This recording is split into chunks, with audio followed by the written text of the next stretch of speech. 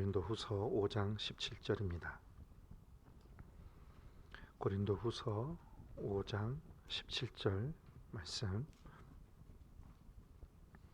제가 가진 성경 신약 290면입니다.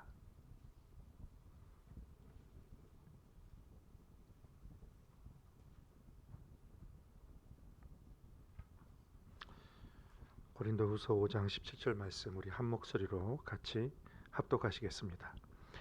그런즉 누구든지 그리스도 안에 있으면 새로운 피조물이라, 이전 것은 지나갔으니 보라 새 것이 되었도다. 아멘. 오늘도 역시 우리가 중복 기도에 대해서 함께 공부를 하도록 하겠습니다. 오늘은 기도의 장애물 제거입니다. 목사님 조금 높여주시겠어요? 모니터가 안 들리는 건가? 아니면은 여러분 잘 들리세요? 조금 더 커야 되겠죠. 네. 좀 많이 올려주세요. 기도의 장애물 제거. 우리가 기도를 하려고 하면 기도가 잘 안 될 때가 있어요. 그리고 기도가 막힐 때가 있습니다. 그럴 땐 우리가 이제 장애물을 제거해야 되는 것입니다. 중요한 것은 기도 생활은 하나님과의 올바른 관계 안에서만 이루어질 수 있다는 것입니다. 주님과의 교제를 방해하는 요소들 때문에 우리가 하나님과의 바른 관계를 우리가 유지할 수 없게 되는 거예요. 그래서 오늘은 기도를 방해하는 6가지 요소에 대해서 먼저 우리가 좀 보도록 하겠습니다. 디모데전서 6장 12절 말씀 같이 한번 읽어볼까요? 믿음의 선한 싸움을 싸우라. 영생을 취하라. 이를 위하여 내가 부르심을 받았고 많은 증인 앞에서 선한 증언을 하였도다. 믿음의 선한 싸움을 싸우라는 것입니다. 이 싸움에서 우리가 이겨야 되는데 이 싸움을 방해하는 일들은 다음과 같습니다. 첫 번째는 그리스도 안에서 새로운 피조물이 되었다는 것이 무엇인지 이해하지 못합니다. 그리스도 안에서 새로운 피조물이 되었는데 그것을 제대로 이해하지 못하면 기도가 방해를 받는다는 것입니다. 우리 고린도후서 5장 17절 같이 또 읽겠습니다. 그런즉 누구든지 그리스도 안에 있으면 새로운 피조물이라, 이전 것은 지나갔으니 보라 새 것이 되었도다. 우리가 구원받는 것은 믿음의 출발입니다. 우리는 평생 구원받는 것에 대한 감격과 그 감사를 우리가 누리며 살아야 되는 것입니다. 근데 구원받은 자에게 필요한 것은 하나님의 자녀답게 사는 것입니다. 근데 여러분, 하나님의 자녀답게 사는 것은 사람들이 도덕적으로 이해할 때가 많이 있습니다. 그렇지 않아요. 세상이 얘기하는 그런 도덕적인 삶을 그 차원을 뛰어넘는 것이 믿음의 삶이고 하나님의 자녀의 삶입니다. 조금 안 좋은 습관이 조금 좋아지고 또 나쁜 성격이 조금 나아지고 술, 담배, 마약하는 것들이 끊어지고 이런 차원의 것이 아니에요. 이런 차원을 뛰어넘는 것입니다. 하나님의 자녀답게 사는 것은 하나님의 뜻을 따라 사는 것이 하나님의 자녀답게 사는 거예요. 근데 하나님의 뜻은 단순한 도덕적인 차원이 아니라는 것을 우리가 분명하게 할 필요가 있습니다. 우리는 이제 새로운 피조물로 살아야 되는데, 이 새로운 피조물이라는 것은 세 가지가 달라져야 한다는 것입니다. 첫 번째는 생각이 달라져야 하는 거예요. 생각의 변화가 이루어지는 거예요. 그동안 우리가 그리스도 밖에 있었을 때는 우리가 세상적인 원리와 세상적인 방법과 또 세속적인 그런 욕망으로 가득 차 있었는데, 우리의 모든 생각이 하나님의 것으로 다 바뀌어야 된다는 것이죠. 하나님의 말씀으로 우리의 생각을 싹 다 어떻게 해야 돼요? 갈아엎어 버려야 됩니다. 싹 갈아엎어 버려야 돼요. 그래서 이전에 내가 가지고 있었던 이 세상이 얘기하는 아무리 좋은 생각도요, 여러분, 그 생각들이 하나님의 뜻을 방해하는 것들이 굉장히 많아요. 그래서 우리는 하나님의 자녀는, 하나님의 새로운 피조물은 생각을 싹 바꿔야 됩니다. 완전히 하나님의 것으로 바꿔야 돼요. 그래서 보면은 생각을 바꾸면 뭐가 바뀝니까? 행동이 바뀌죠. 행동이 바뀌면 어떻게 돼요? 습관이 바뀌죠. 습관이 바뀌면 어떻게 돼요? 인격이 바뀝니다. 인격이 바뀌면 어떻게 돼요? 운명이 바뀌게 되는 거죠. 근데 사람들은 행동을 보면서 그 행동만 나무라는 경우가 많이 있습니다. 행동을 있게 한 것이 그 사람의 생각이거든요. 그래서 우리가 나쁜 습관을 바꾸려면 행동을 바꿔야 되지만 그 행동을 바꾸기 전에 우리의 생각을 바꿔야 되는 거예요. 그 사람의 생각을 바꿔야 돼요. 여러분의 자녀가 혹시라도 나쁜 습관을 가지고 있다면 어떤 사람들은 그 사람의 행동에 대해서만 지적을 합니다. 너 왜 이렇게 행동해? 그러면서 그 행동만을 지적하는 것은 그거는 옳은 방법은 아닙니다. 이 아이가 어떤 생각을 가지고 이런 행동을 했는지에 대해서 그 아이의 행동을 봐야죠. 생각을 봐야죠. 어떤 생각을 가지고 이런 행동을 봤는지. 그래서 대화 가운데에 그 행동을 이렇게 한 행동을 한 이유가 뭔지, 이런 배경이 무엇인지에 대해서 먼저 이 아이가 어떤 생각을 가지고 있는지 대화를 나눠야 될 필요가 있습니다. 그래서 그 아이의 생각을 변화시켜주면, 생각을 교정시켜주면 그 사람의 행동이 바뀌게 되는 것이죠. 우리가 새로운 피조물이 되려면 우리는 성경의 생각으로 싹 바꿔야 돼요. 완전히 싹 바꿔야 됩니다. 세상이 아무리 좋은 그런 처세술도요, 소용없어요. 그것도 하나님의 뜻을 이루는데 방해가 될 뿐입니다. 우리는 하나님의 생각으로, 말씀의 생각으로 싹 바꿔야 되는 것입니다. 따라 보시겠습니까? 말씀으로 갈아엎자. 싹 다 갈아엎어 주세요. 그 다음에 목표가 변화가 되는 거예요. 목표. 모든 일에는 목표가 중요합니다. 달리는 사람도 목표를 분명히 하고 달려야 제대로 갈 수 있고, 우리가 일하는 것도 왜 어떤 목적과 어떤 목표를 가지고 일하는가, 그에 따라서 그 결과가 달라질 수가 있습니다. 목표를 제대로 세우지 못하면 실패합니다.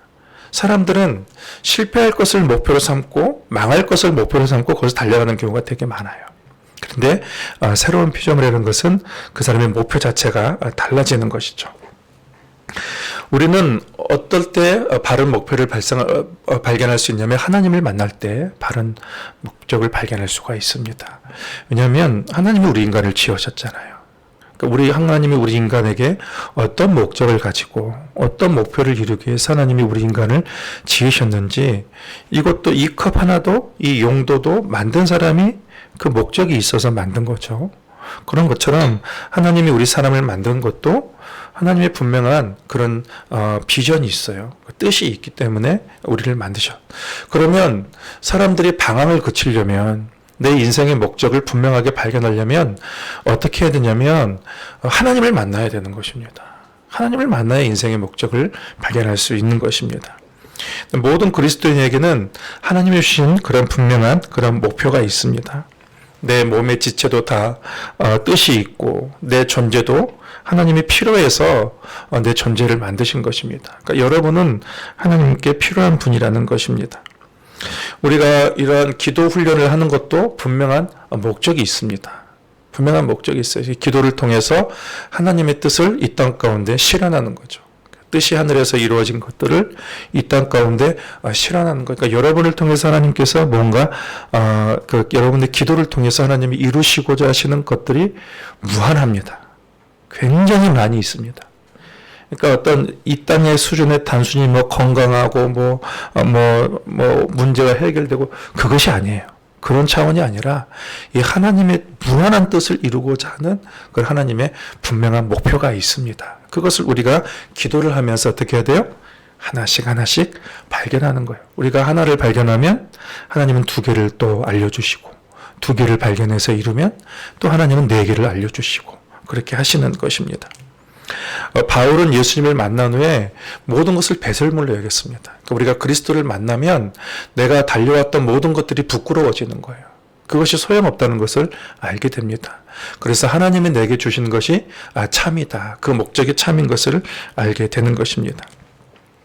여러분, 하나님이 우리에게 주신 모든 목표는 인간의 힘으로 이룰 수가 없습니다.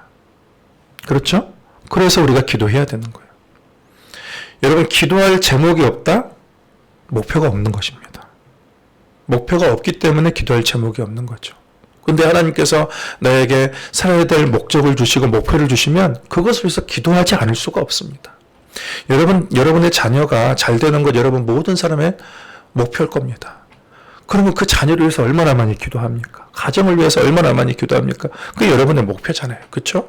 그런 것처럼 하나님을 제대로 만난 사람은 하나님께서 여러분에게 주신 영적인 그러한 목표와 하나님 나라를 위한 목적이 반드시 있게 됩니다. 그러면 그런 것들이 많으면 많을수록 기도하게 되는 거예요. 기도할 게 없다라는 것은 그건 그 사람 비전이 없는 것입니다. 목표가 없는 것이에요. 근데 나는 정말 기도할 게 많다 그러면 하나님께서 정말로 여러분에게 많은 비전을 심어주신 것이죠. 그것을 말씀하는 것입니다. 하나님이 여러분에게 주신 목표가 무엇입니까? 하나님이 여러분에게 주신 그 비전이 무엇입니까? 여러분 그것은 하나님이 내게 주셨다면 그것은 내가 이룰 수 없다는 것입니다. 내가 이룰 수 없는 것이 아니라 하나님이 이루시기 때문에 우리는 기도가 필요한 것이죠. 그렇습니다. 그리고 세 번째로는 새로운 피조물은 가치관이 변화됩니다. 무엇이 중요한지 알게 되는 것이죠. 뭐가 중요한지를 알게 되는 거예요. 그래서 뭐가 우선순위인지. 그래서 하나님을 만난 사람은 먼저 그의 나라와 그의 일을 구하는 데에 그 인생을 던집니다. 그 자신의 가치관이에요. 하나님이 중요한 것을 알게 돼요. 보이지 않지만 하나님의 나라를 위해서 내가 살아야 되는 걸 알게 됩니다. 예배가 중요한 걸 알게 돼요. 그 예배의 중요성을 모르는 사람은 하나님을 믿지 않은 사람들이 주일날 교인들이 교회 가는 걸 그렇게 불쌍히 여긴다는 거예요. 아니 이 좋은 날 쉬어야지 교회를 가느냐 불쌍히 여긴다는 것입니다. 그런데 그런 사람이 하나님을 만나고 예배의 중요성을 알게 되면 완전히 달라진다는 것입니다. 생각이 달라지는 거예요. 이제는 교회 갔던 사람이 불쌍했는데 이제는 예배 드리지 못하는 사람이 불쌍하다는 거예요. 그렇게 바뀐다는 것입니다. 가치관이 달라지는 거예요. 새로운 피조물은 완전히 모든 가치관이 그 영적인 가치관 그런 시각으로 일에 대한 가치도 달라지는 거예요. 이건 단순한 그런 나의 어떤 육신적인 삶을 위한 일이 아니야. 나의 꿈을 이루는 일이 아니라 이것은 하나님에게 내어주신 그런 삶을 성취하는 일이다. 그럼 그렇게 가치가 달라지는 거예요. 관계에 대한 것도 달라져요. 싫으면 말면 말고 그것이 아니라 관계도 모든 사람과 더불어 화평하고자 하는 왜냐하면 예수의 마음이 그 안에 있기 때문에 이 미우면 끝 그것이 아니에요. 사람들과 더불어 좀 더 화평했으면 좋겠다. 사람들과 더불어 좀 더 잘 지냈으면 좋겠다. 그런 마음들이 생기는 거죠. 그런 관계에 대한 가치관도 생기는 거예요. 그런 가치관의 변화가 일어나게 되는 것입니다. 여러분 교육의 목표라는 것이 이거예요. 교육의 목표는 결국 생각과 목표와 가치관을 변화시키는 것입니다. 이것이 우리가 교육하는 그런 목표입니다. 나는 누구인가 우리가 분명히 생각해야 돼요. 나는 새로운 피조물이다. 그리스도 안에 있는 새로운 피조물이다. 이것을 우리가 분명하게 구별된 사람이다. 구별된 사람. 나는 하나님의 자녀다. 그리고 나는 거룩한 백성이다. 왕 같은 제사장이다. 그런 여러분이 과거에 가졌던 모든 여러분에 대한 관점을 다 버려버리고 성경이 지금 나에 대해서 무엇이야 얘기하는지에 대해서 여러분은 성경이 주는 그런 새로운 피조물이라는 그런 관점을 가지고 여러분을 봐야 여러분이 다른 사람도 존중할 수 있게 되는 거예요. 하나님 안에서 나를 새로운 피조물로 볼 수 있는 사람은 다른 사람을 존중할 수 있지만 하나님 안에서 나를 새로운 피조물로 보지 않고 세상 사람들처럼 비교하고 그런 가운데서 나에 대한 그런 낮은 자존감을 가지고 있으면 다른 사람도 무시하게 되고 다른 사람도 존중할 수 없게 되는 것입니다. 그런데 하나님이 나를 봤을 때에 하나님이 나를 하나님의 자녀로 거룩한 백성으로 본 사람만이 다른 사람에 대해서도 존중할 수 있는 거예요. 다른 사람을 귀하게 여길 수 있는 것입니다. 그래서 나를 어떤 관점으로 보는 거가 굉장히 중요한데 나는 하나님의 거룩한 백성이고 왕 같은 제사장이고 그리고 하나님의 일을 하는 사람이다라는 그런 새로운 피조물적인 그런 관점을 여러분 그 자기 정체성을 분명하게 바뀌어야 됩니다. 근데 정체성이 자꾸 분명하지 않으니까 여기가 더 픽 쓰러지고 저기가 더 픽 쓰러지고 넘어지는 것입니다. 이것을 되게 중요하게 생각해요. 나는 하나님이 선택한 사람이다라는 것입니다. 얼만큼 하나님의 귀한 사람인가? 예수님의 생명을 주실 만큼 나는 소중한 사람이다. 그것을 여러분이 기억할 필요가 있습니다. 자, 그 다음에 예수 그리스도 안에서 자신의 위치를 이해하지 못하면 기도가 방해가 됩니다. 내 위치를 분명하게 해야 돼요. 내 위치를. 여기 보면은 그 사도 바울이 에베소 교회에다가 뭐라고 했냐면 에베소서 1장 3절에서 쭉 보면 찬송하리로다 하나님 곧 우리 주 예수 그리스도의 아버지께서 그리스도 안에서 우리가 어떤 존재예요? 그리스도 안에 있는 존재라는, 그리스도 안에 있는 존재라는 게 뭐냐면 여러분, 정말로 양에 대해서 탁월하게 알고 양을 누구보다도 잘 키우고 있는, 잘 먹이는 선한 목자가 그 양의 우리 안에서 세상에서 일반 사람이 줄 수 없는 가장 좋은 것들을 그 양에게 우리 안에서 먹이는 거. 여러분 상상을 해보십시오. 가장 좋은 것을, 가장 사랑하고 가장 선한 목자가 그 양에게서 정말로 세상에 주지 못하는 정말로 그 탁월한 목자만이 줄 수 있는 그 우리 안에 있는 거예요. 여러분 그리스도 안에 있는 것이 이것입니다. 그리스도 안에서 뭐라고 했어요? 하늘에 속한 모든 신령한 복을 우리에게 주시되. 그러니까 우주의 주인이신, 우리를 너무너무 사랑하신 그 그리스도 안에 우리가 거하는데, 그 우주의 주인이신 그분이 하늘의 모든 보화와 신령한 복을 우리에게 주시는 분이라는 것입니다. 그러니까 우리가 어디 안에 있는 존재예요? 그리스도 안에 있는 존재라는 거예요. 그리스도 안에 거하는 존재. 이러한 정체성을 우리가 분명하게 이해할 필요가 있습니다. 그러니까 우리의 신분은 하나님의 자녀예요. 그리고 우리의 위치는 세상에 살지만 그리스도 안에 우리의 위치가 있다라는 것입니다. 이것을 우리가 좀 분명하게 생각할 필요가 있습니다. 구원받은 백성들은 그리스도 안에 이미 들어가 있는 존재들입니다. 그래서 주님의 역사와 주님의 능력과 주님의 복과 주님의 지혜와 주님의 은사와 하나님께서 가장 좋은 것으로 우리에게 주시는 것이죠. 그리고 우리의 위치를 분명하게 해야 됩니다. 세 번째는 의에 대해서 이해하지 못하는 거예요. 의에. 자꾸 자기가 부족하다고 생각해요. 기도할 때 자꾸 부족하다고 생각합니다. 내가 오늘도 죄를 지었는데 하나님 내 기도를 안 들어주시면 어떡하지? 오늘도 옆에 있는 사람과 싸웠는데 하나님께서 안 들어주시면 어떡하지? 여러분, 우리는 나의 의로 하나님 앞에 나아가는 것이 아니에요. 하나님의 의로 나가는 것입니다. 그리스도의 의로 나가는 거예요. 그래서 우리는 예수 그리스도의 이름으로 나가면 당당하게 주님의 보혈을 의지하여서 나갈 수 있는 것입니다.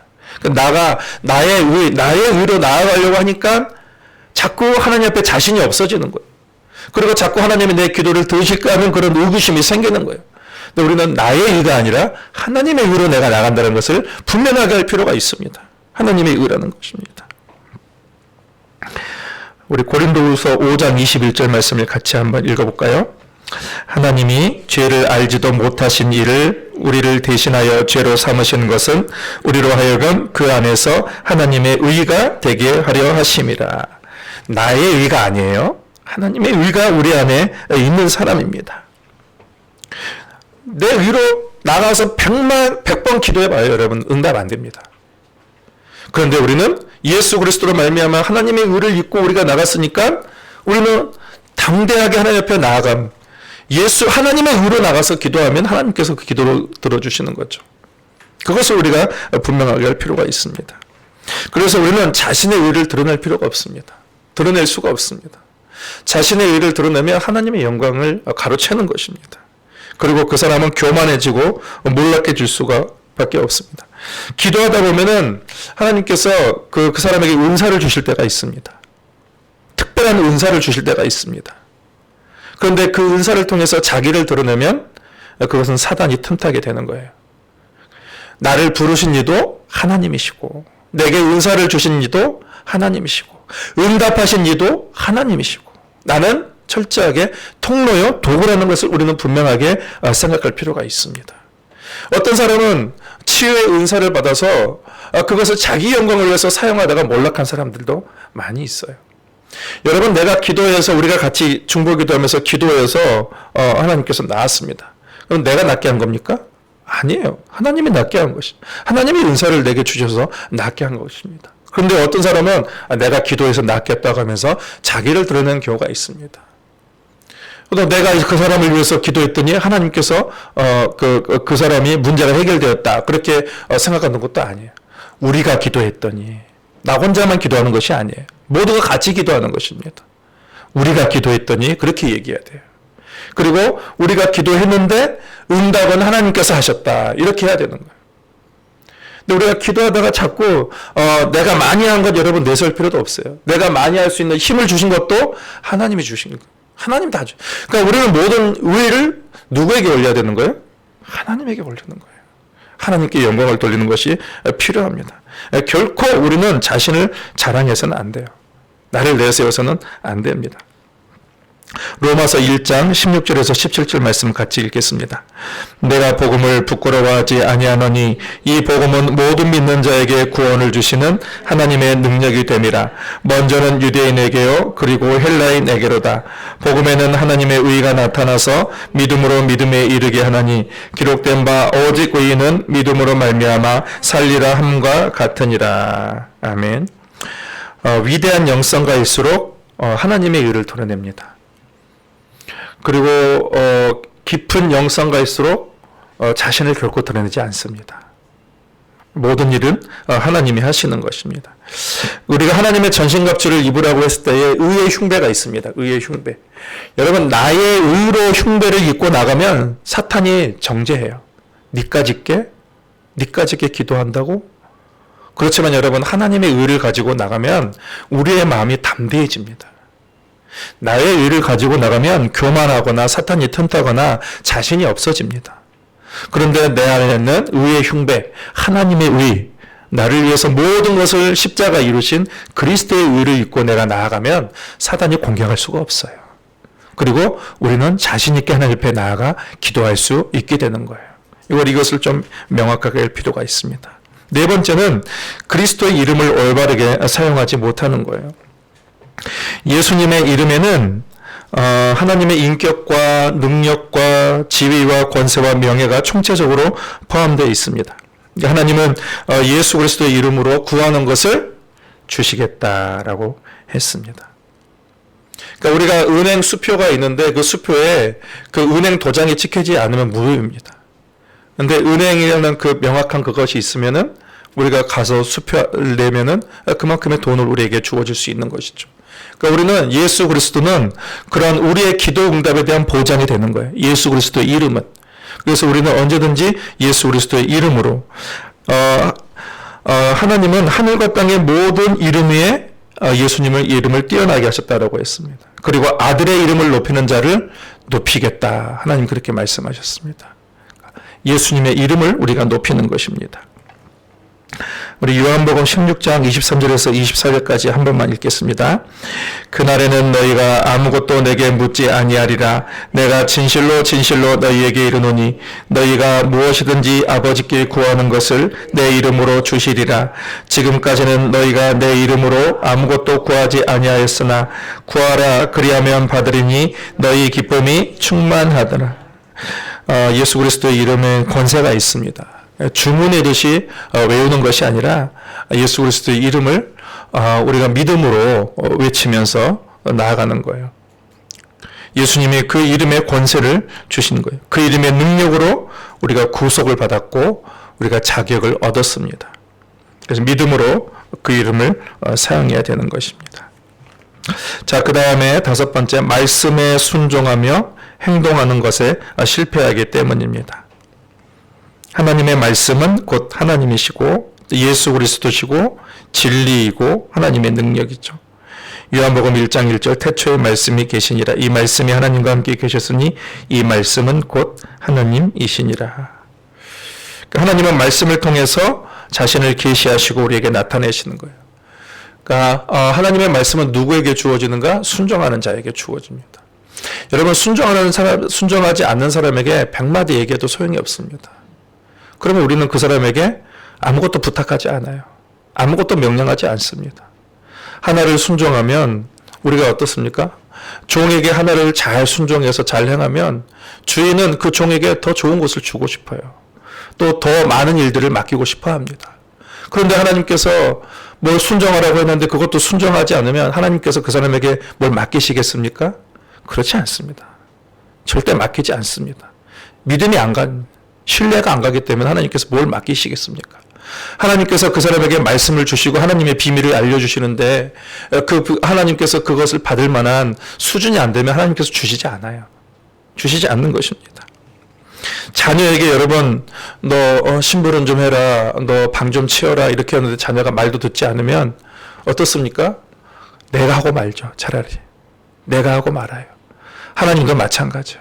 하나님 말씀에 순종하지 않고 뺀질뺀질거리고, 그리고 하나님이 100마디 얘기해도 늘 똑같은 말을 해도 순종하지 않으면 하나님 그거 외에 뭐 말씀을 주시지 않습니다. 우리가 분명하게 할 필요가 있습니다. 그러니까 하나님의 말씀을 우리가 믿고 행하고 순종이 그만큼 중요한 것입니다. 순종에는 엄청난 능력이 있습니다. 아브라함이 이삭을 바치라고 했을 때, 바치러 갔을 때 하나님께서 여호와 이레 하나님으로 나타나지 않습니까? 만약에 아브라함이 이삭을 바치라고 했는데 하나님의 말씀은 난 싫다고 해서 순종하지 않았다면 그는 여호와 이레 하나님을 만날 수가 없습니다. 하나님을 순종하라고 하는 분명한 이유가 있어요. 순종하는 자에게 하나님이 그 약속을 주시기 때문에 그렇습니다. 여러분, 기도하는 사람에게 하나님께서 기도할 마음을 주셨는데 그 사람이 순종하지 않아요. 그러면 여러분, 그 사람을 통한 하나님의 역사는 나타나지 않습니다. 하나님께서 우리의 마음에 기도할 마음을 계속해서 두드리실 때에 즉각 순종해야 돼요. 뒤로 미루면 안 됩니다. 때때로 하나님이 잠을 자는데 잠을 깨우시는 경우가 있어요. 이상하게 잠이 안 오고 어떤 사람이 자꾸 생각이 나요. 그건 뭐 하라는 거예요? 기도하라는 거예요. 그 사람을 통해서.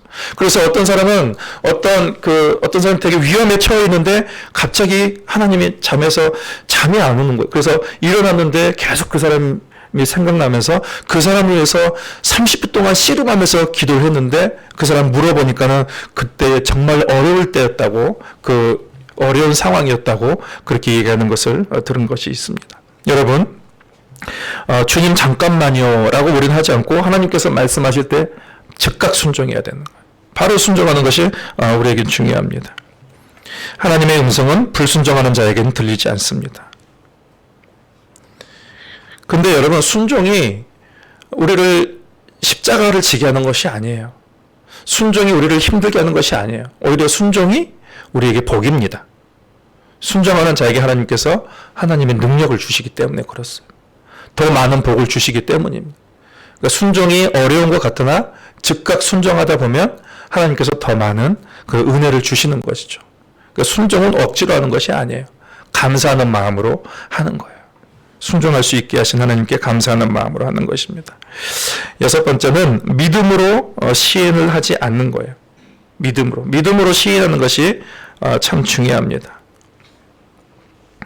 어떤 사람은 될까?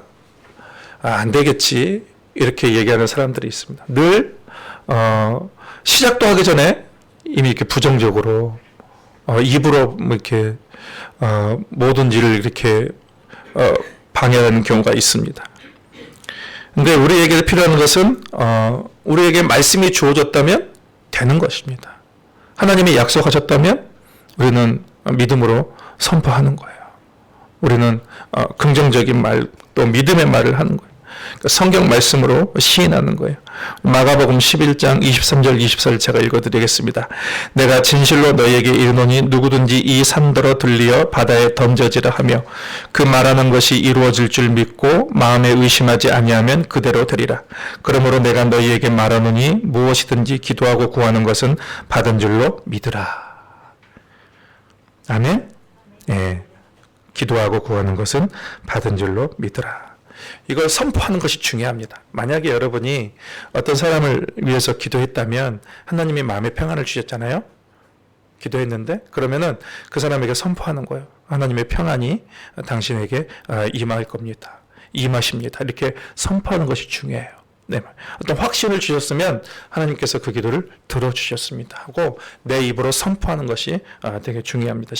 시인해야 되는 것입니다. 그래서 하나님이 응답을 주시거나 확신을 갖게 하시면 믿음으로 선포하는 것입니다.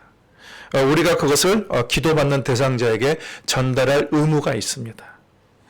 이런 거 하나하나 여러분 소홀히 여기면 안 돼요. 되게 중요한 것이죠. 자, 그러면 이제 어떻게 하면 아무것도 방해받지 않고 기도할 수 있는가? 지금까지는 기도할 그런 방해거리에 대해서 우리가 보았다면 이제는 어떻게 하면 기도를 방해하지 않고 할 수 있는가라는 것입니다. 첫 번째는 예수 그리스도의 보혈의 능력으로 덮는 것입니다. 예수 그리스도의 보혈의 능력으로 덮는 것이죠. 우리가 보혈의 능력을 의지하지 않고는 아무것도 할 수가 없습니다. 그래서 우리가 기도할 때 보혈의 능력으로 덮는 거죠. 또 여러분이 어떤 사역을 할 때에 보혈의 능력으로 덮는 것이 되게 중요합니다. 그래서 우리는 항상 그리스도 보혈을 의지해야 됩니다. 기도하는 사람들은 예배 장소를 그리스도의 보혈로 덮습니다. 주님, 내가 이 장소를 그리스도의 보혈로 덮습니다. 하나님께서 이곳에 보혈로 덮어주시고 악한 영에 틈타지 않게 하시고 하나님의 거룩한 그런 영이 충만하게 하여 주시옵소서라고 하는 그런 기도가 필요합니다. 여러분의 가정도 그렇습니다. 여러분의 가정도 그리스도의 보혈로 덮는 기도를 여러분 하셔서 악한 영이 틈타지 않도록, 그리고 하나님의 거룩한 영만이 우리 가정에 충만하게 임하도록 기도를 해야 되는 거예요. 성도들을 위해서 보혈로 덮는 기도를 해야 되는 거예요. 그렇게 하면서 여러분 들어가십시오. 어떤 사람을 위해서 기도할 때 주님, 그 사람을 보혈로 덮습니다. 주의 보혈로 덮어주시옵소서 라고 하면서 그 사람을 위해서 기도하는 것이 필요하다고 봅니다. 그래서 영적으로 먼저 깨끗하게 청소하고 그리스도의 보혈로 의지해서 깨끗하게 청소하고 물리친 후에 기도를 하는 것입니다. 출애굽기에 거기에 잘 나와 있죠. 이스라엘 백성들이 출애굽을 할 때에 양의 피를 그 문에 바를 때에 심판의 그 권세가 그 가정에 임하지 않았습니다. 우리가 그리스도의 보혈이 있는 곳이 사탄이 역사할 수가 없습니다. 그래서 그리스도의 보혈로 마귀의 권세는 제어되는 것입니다. 보혈로 덮는 기도 한번 여러분 같이 한번 읽어볼까요? 여기 그 PPT에 앞에 보면 화면에 보혈을 덮는 기도, 여러분 글씨가 보이십니까? 글씨가 보이세요? 같이 한번 읽어볼까요? 주 예수님, 당신의 보혈의 능력을 저의 머리끝부터 발끝까지 덮어주시고 제 심령과 입술을 덮으소서. 당신의 천군 천사로 지키시며 보호하소서. 사랑하는 가족 한 사람 한 사람을 그리스도의 보혈로 덮어주소서. 나라와 민족과 교회와 직장과 오늘 나와 만나는 모든 사람과 환경과 약속 위에도 예수 그리스도의 보혈로 덮어주소서. 예수님의 이름으로 기도합니다. 아멘. 이렇게 보혈을 덮는 그런 기도. 이것을 여러분 이 기도에 대해서 알고 싶으면 이 목사님한테, 여러분 또 강 목사님한테 부탁하면 드리도록 하겠습니다. 자, 그 다음에 이제 전신갑주를 입고 하나님께 순복하는 것입니다. 순종하는 것 제가 여러분에게 말씀을 드렸죠. 에베소서 6장 11절에 보면 마귀의 간계를 능히 대적하기 위하여 하나님의 전신갑주를 입으라. 그런즉 너희는 하나님께 복종할지어다. 마귀를 대적하라. 그러니까 마귀를 예수님의 이름으로 내쫓는 두 가지 방법은, 하나는 하나님의 전신갑주를 입는 것입니다. 또 하나는 하나님께 복종하는 것입니다. 그러니까 마귀를 허용하지 말라는 거죠. 여러분에게 마귀가 달콤하게 우리에게 죄를 지으라고, 우리의 입으로 죄를 지으라고, 또 우리의 그 행동으로 죄를 지으라고 달콤하게 유혹할 때가 많은데 그것을 허용하지 말라는 거예요. 그걸 대적하라는 거예요. 그 달콤한 유혹에 넘어가 대적하면 피하는 거야. 예수 그리스도 이름으로 떠나가라. 그런 마음이 올 때, 그런 생각들이 올 때 예수 그리스도 이름으로 떠나가라. 그것을 허용하지 말라는 것입니다. 내 안에. 여러분, 마귀는 불순종의 아비입니다. 그 마귀가 좋아하는 거죠. 그럼 우리에게 마귀에게 틈을 주는 거예요. 불순종하면 틈을 주는 것입니다. 성경은 원수 마귀를 대적하는 중요한 세 가지 원리를 가리킵니다. 첫 번째는 겸손입니다. 겸손. 마귀를 이기려면 겸손으로 주를 의지하는 거예요. 하나님 앞에 겸손하고 마귀 앞에 담대한 것입니다. 베드로전서 5장 6절, 그러므로 하나님의 능하신 손 아래서 겸손하라. 때가 되면 너희를 높이시리라. 겸손 중요합니다. 하나님 앞에서는 겸손하고 세상에서는 담대하고, 세상에서 쩔쩔매고 하나님 앞에 담대한 것이 아니라 하나님 앞에 겸손하고 세상 앞에서는 담대하고, 왜냐면 하나님이 나와 함께 하시니까. 그리고 두 번째는 하나님의 말씀을 마음판에 새기라. 마귀를 이기려면 말씀 안에 거해야 됩니다. 여러분, 말씀이 있어야 분별력이 생기죠. 그래서 영적인 일을 분별하는 것입니다. 말씀이 없으면 분별력이 없습니다. 그러면 마귀의 놀림감이 될 수가 있습니다. 예수님의 사역 초기에 마귀가 예수님을 유혹했을 때에 예수님은 철저하게 말씀으로 다 이기셨어요. 분명한 기준이 있습니다. 주 하나님께 경배하고 다만 그를 섬기라. 얼마나 기준이 분명하잖아요. 주 너의 하나님을 시험하지 말라. 분명하게 예수님은 기준이 있어요. 말씀으로. 여러분, 우리가 이런 기준이 없으면요, 사단이 우리를 혼미하게 만들어요. 우리의 생각을 혼미하게 만들고 우리 영을 혼미하게 만듭니다. 그래서 우리는 그 말씀을 꽉 채울 필요가 있습니다. 항상 말씀을 가까이 해야 되는 것입니다. 사단을 물리칠 때에 가장 적극적인 것은 말씀의 검이죠. 우리가 하나님의 전신갑주 에베소서 6장 보면은 나머지는 다 그냥 입으라 그런 거예요. 입으라인데 검으로 사용하라라는 거예요. 적극적입니다. 하나님의 말씀으로 사용하는 거예요. 그래서 사단이 안 좋은 일들을, 안 좋은 생각들, 안 좋은 마음들을 줄 때 우리 안에 있는 말씀이 분별하게 되죠. 말씀이 분별하면서 그것이 그 하나님의 것이 아니면 떠나보내는 거예요. 예수 그리스도의 이름으로 쫓아버리는 것입니다. 그리고 주의 말씀이 내 안에 역사하도록 순종하는 것입니다. 세 번째는 이거 되게 중요합니다. 사람들과의 관계를 좋게 하는 거예요. 사람들과 관계를 지속시키는, 좋은 관계를 지속시키는 것입니다. 그렇지 않으면 여러분, 사람을 통해서 방해를 받습니다. 하나님은 우리가 하나님과 화평하는 것을 되게 중요하게 여기지만 또 다른 사람과 화평하는 것도 하나님께서 그거 못지않게 중요하게 여기십니다. 그래서 하나님 앞에 나오려거든 형제와 화목하고 와서 하나님 앞에 나오라고 했어요. 하나님만 중요하게 여기고 사람을 없이 여기지 말고 하나님과 화평하듯 사람과 화평하면 그 화평한 상태에서 하나님 앞에 나올 때에 그 기도의 능력을 하나님께서 받으시는 것입니다. 특히 여러분, 우리 가족 생활을 잘해야 돼요. 가족 생활을 잘해야 됩니다. 사단은 어떻게든 가족의 관계를 무너뜨리려고 합니다. 이게 사단의 방법이에요. 여러분, 이단이 하는 게 뭐예요? 이단이 하는 게 가족을 다 내팽개치고 오라는 것입니다. 여러분, 성경에 그런 게 어디 있어요? 하나님은 철저하게 가족을 세우는 것입니다. 가정을 건강하게 세우는 거예요. 오늘날 전통적인 가족관이 다 무너져 버렸어요. 그거 왜 그런지 아세요, 여러분? 전통적인 가족관이 무너지면 성경의 권위가 무너집니다. 이게 사단의 전략이에요. 오늘날 별의별 가족이 다 있거든요. 별의별 가족이 다 있어요. 그러면 그 가족관은, 성경에서는 그런 가족관을 허용하지 않잖아요. 그러면 사람들이 이것을 다 허용하게 되면 성경의 권위가 무너지잖아요. 성경의 권위가 무너지면 성경을 주신 하나님의 권위가 무너지는 거예요. 기준도 없어지는 것입니다. 그러면 이 세상은 어떻게 되겠습니까? 사람이 세우는 세상이 되는 거예요. 우리가 가족을 무시하면 안 됩니다. 이 세상에 가지고 있는 가족의 질서들 무시해도 안 되고, 이 세상에 가지고 있는 가족관을 우리가 가지고 거기에 따라가면 안 됩니다. 우리는 철저하게 성경의 가족관을 가져야 되는 거예요. 그러니까 가족을 사랑하고 가족간의 관계를 잘 세워야 되는 거예요. 중요합니다. 하나님의 일을 한다면서 가족을 터부시하고, 그건 하나님 뜻 아닙니다. 저는 그런 사람 절대로 교회 일 못 시킵니다. 가족이 중요합니다, 여러분. 가족에서 우리 신앙의 첫 번째 실천의 장이 어디예요? 가족입니다. 가족이에요.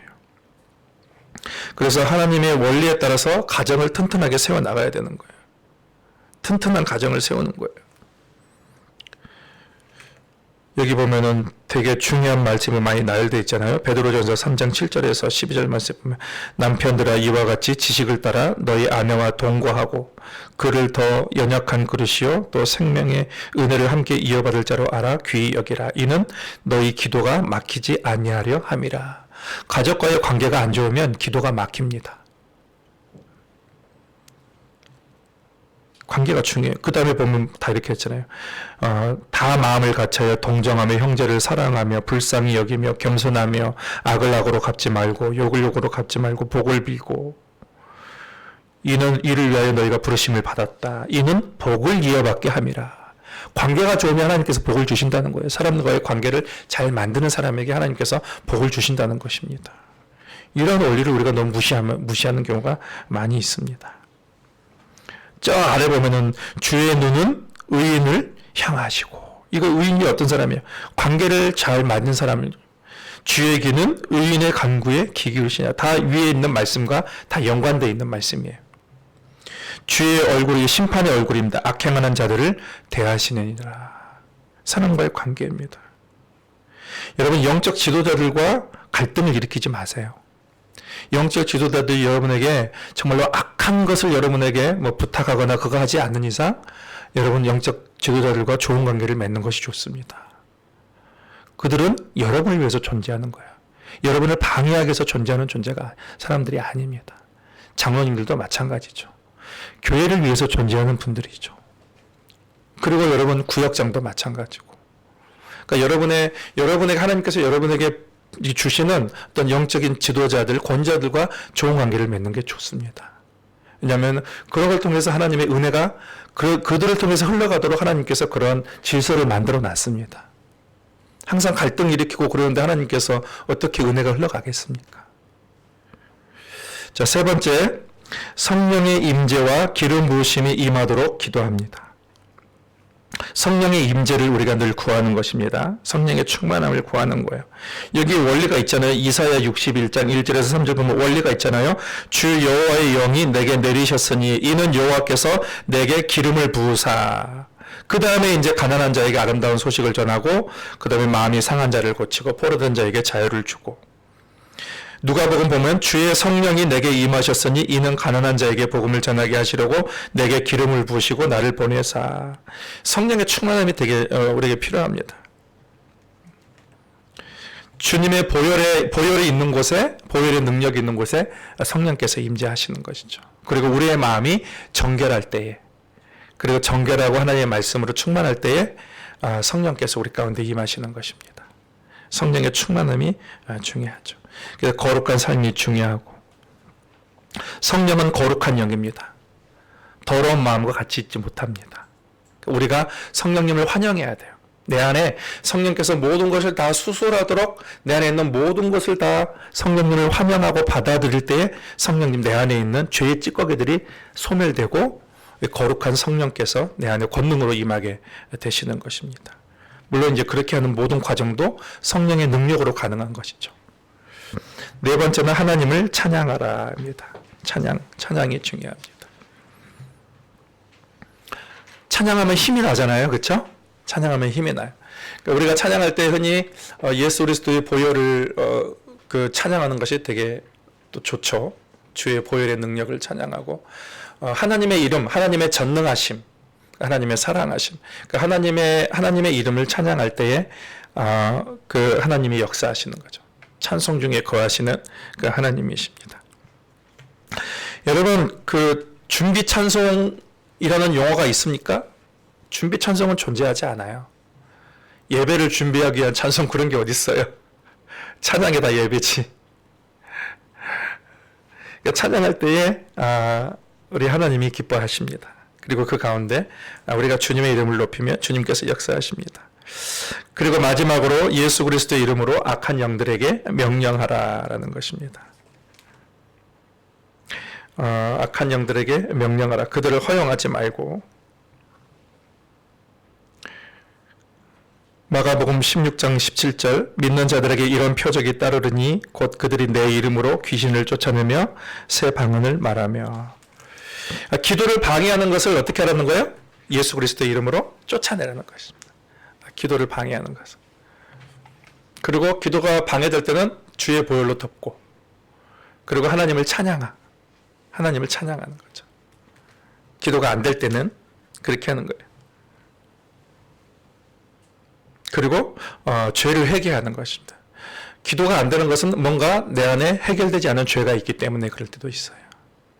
죄를 하나님 앞에 교만하지 않았는지, 또 하나님과의 관계나 사람들과 관계에서 어떤 막힌 것은 없는지 그걸 보는 거죠. 그래서 보면은 우리 두 번째만 한번 보면은 두 번째 어떻게 아무것도 방해받지 않고 기도할 수 있는가. 먼저는 그리스도의 보혈의 능력으로 덮는 것이고, 그 다음에 전신갑주를 입고 하나님께 순종하는 것. 이 순종한다는 것은 내 안에 죄를 제거한다는 거죠. 죄를 제거하는 것. 그 다음에 성령의 임재와 기름 부으심을 사모하는 것.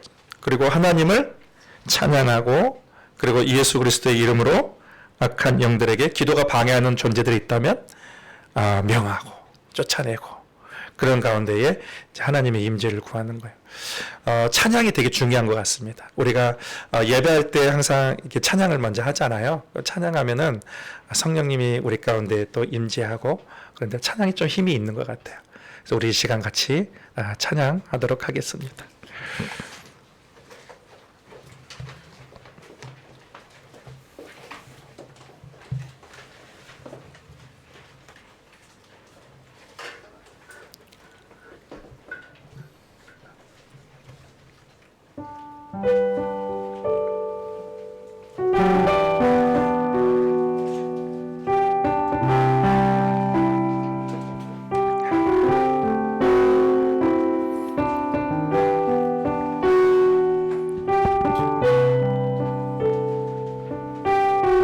함께 찬양하겠습니다. 주의 나라가 임할 때,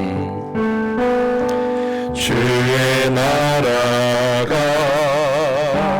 임할 때 하나님 임재하실 때 예배가 회복되며 기적이 일어나네. 전능하신 주 영원하신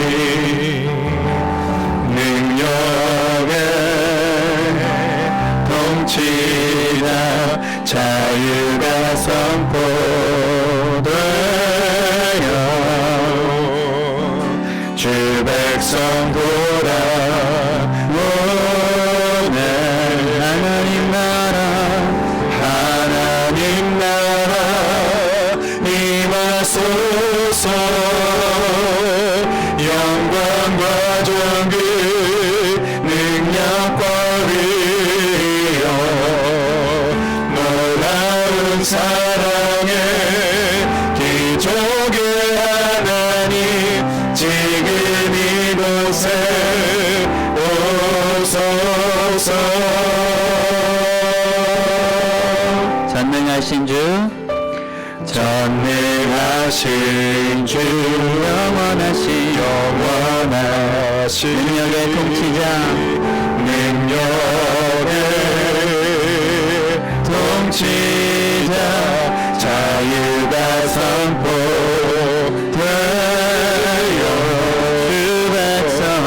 주 백성 돌아오네.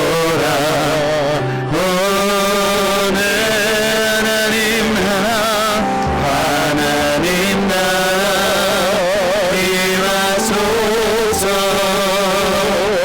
영광과 존귀 능력과 위엄 놀라운 사랑의 기적의 하나님 지금 이곳에 오소. 하나님 나라 임하소서. 영광과 존귀 능력과 위엄 놀라운 사랑의 기적의 하나님 지금 이곳에 오소서. 같이 기도하실 때에 아버지 예수 그리스도의 마음을 우리에게 주시옵소서. 하나님 기도의 영을 우리 가운데 허락하여 주셔서 주님 우리를 기도하는 사람이 되게 하여 주시옵소서. 우리가 항상 기도할 때에 아버지 하나님과의 그 친밀한 관계 속에서 하나님의 명령에 순종하게 하여 주시고 하나님 우리의 기도를 통하여서 또 하나님의 나라가 우리 성도들의 삶 가운데에 또 우리 교회 가운데 이 나라와 민족 가운데 이루어지는 그런 기도 사역자가 되도록 하나님 우리를 사용해 달라고 기도하시길 바랍니다.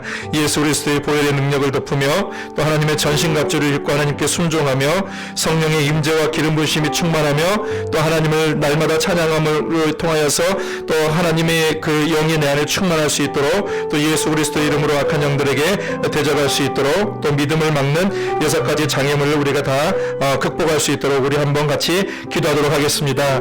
하나님 아버지 주님 이 시간에 주님께 우리가 원합니다. 하나님 우리에게 하나님의 마음을 허락하여 주시옵소서. 주여 우리에게 주님 예수 그리스도의 그 마음을 따라하여 주시옵소서. 주님께서 누구를 향하면 아버지 우리가 그를 바라보게 하여 주시옵소서. 하나님께서 오늘 아버지 하나님 우리에게 기도하는 마음을 허락하여 주시옵소서. 아버지 하나님 저번에 예수 그리스도와 더불어서 기도하게 하여 모든 성령의 능력으로 기도하는 우리 사역자들로 주님께서 아버지 하나님 이 시간도 기름 부어 주시옵소서. 하나님 아버지의 능력으로 아버지 하나님 주님의 마음에 방해가 되어 기도를 들려 그들의 세울 수 있도록 주님 인도하여 주시옵소서. 하나님 아버지 이 시간에 기도의 영을 충만하게 우리 성도들에게 보여주시기 원합니다. 예수 그리스도의 보혈의 능력을 주님을 인도하여 주시고 날마다 아버지 하나님 저들에게 말씀을 충만하게 그들에게 하여 주셔서 그 말씀을 수행하게 하여 주시옵소서. 정말 아버지 저들이 하나님의 나라를 이 땅 가운데 가져오시는 아버지 하나님 권세 있는 그런 기도의 사명을 잘 감당할 수 있는 아버지 하나님 교회를 될 수 있도록 주여 함께 하여 주시옵소서. 하나님 기도를 쉬지 않게 하여 주시옵소서. 아버지 날마다 예수 그리스도와 동행할 수 있도록 인도하여 주시옵시고 주님 주신 그 감동을 가지고 아버지 기도할 때 저들의 기도로 말미암아 영원히 살아나게 하여 주시옵시고 아버지의 삶의 문이 열리게 하여 주시옵시고 하나님의 나라가 가운데 이루어질 수 있는 그 놀라운 아버지 주님의 동역자들로 설 수 있도록 아버지 기도의 사용자로 설 수 있도록 아버지 주님 함께 하여 주시옵소서. 하나님 주님께서 주님 우리에게 권세를 주셨다는 것을 알게 하여 주시옵소서. 주님 하시는 주님의 뜻대로 주님 하여 주시옵소서. 기적의 일들이 이루어지게 하여 주시옵소서. 하나님 이 시간에 우리 성도들 예수 그리스도의 이름으로 축복합니다. 주님 보혈의 능력으로 덮어 주시옵시고 성령의 권능으로 저들과 함께하여 주시옵소서. 아버지 하나님 예수 그리스도의 마음을 저를 심령 가운데 허락하여 주셔서 주님이 바라보는 것을 바라보게 하여 주시고 또 주님이 가는 곳을 가게 하여 주시옵시고 주 예수 그리스도와 함께 동일한 마음을 가지고 주님 예수 그리스도께서 주신 권세 예수 그리스도의 이름을 의지하여 주님 기도할 때 저들로 기도로 말미암아 영원히 살아나게 하여 주시고 가정이 일어나게 하여 주시고 또 교회가 부흥되게 하여 주시옵시고 또 열방이 변화되는 그런 놀라운 중보 기도 사역자들로 하나님께서 이들이 세워질 수 있도록 주님께서 이 시간도 함께하여 주시옵소서. 그렇게 함께하실 주님을 믿사옵고 예수님의 이름으로 기도하옵나이다. 아멘. 하늘에 계신 우리 아버지의 이름을 거룩하게 하시며 아버지의 나라가 오게 하시며 아버지의 뜻이 하늘에서와 같이 땅에서도 이루어지게 하소서. 오늘 우리에게 일용할 양식을 주시고 우리가 우리에게 잘못한 사람을 용서하여 준 것 같이 우리 죄를 용서하여 주시고 우리를 시험에 빠지지 않게 하시고 악에서 구하소서. 나라와 권능과 영광이 영원히 아버지의 것입니다. 아멘.